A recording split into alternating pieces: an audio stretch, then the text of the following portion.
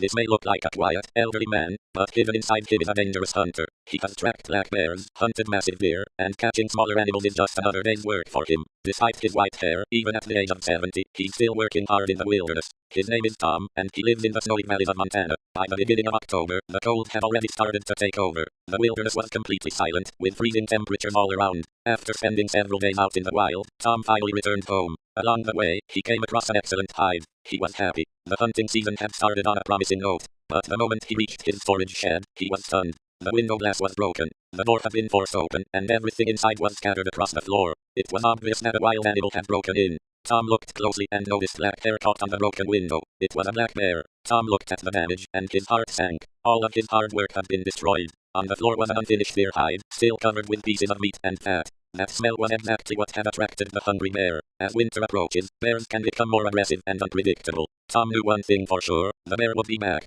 First, he covered the broken window with plastic to keep the freezing air outside. Then he started cleaning the mess, angrily cursing the bear under his breath. After cleaning the shed, Tom began working on the deer hide. He needed to remove every trace of meat and fat so its smell wouldn't attract more animals. With quick and experienced hands, he carefully removed all the remaining fat and meat. Then he gathered the waste and headed toward the forest. But suddenly, the same black bear was standing right in front of him. It had come back looking for food. Tom was furious. He threw the bucket aside, grabbed his rifle, and charged toward the bear. The bear was frightened by the sudden movement and ran back into the forest. Tom could have shot it, but with age, his anger had softened. He decided to give the bear one more chance, but he also gave it a warning. If it came back again, next time, he would have no choice but to pull the trigger. For extra protection, Tom set up traps with sharp nails around his property to stop the bear from breaking it again. A few days later, his wife Nancy returned, but she brought some bad news. There were fresh air tracks in the snow. That meant the bear had returned. This time, it had targeted the pigeon coop and the tool shed as well. But the bear couldn't avoid Tom's nail traps.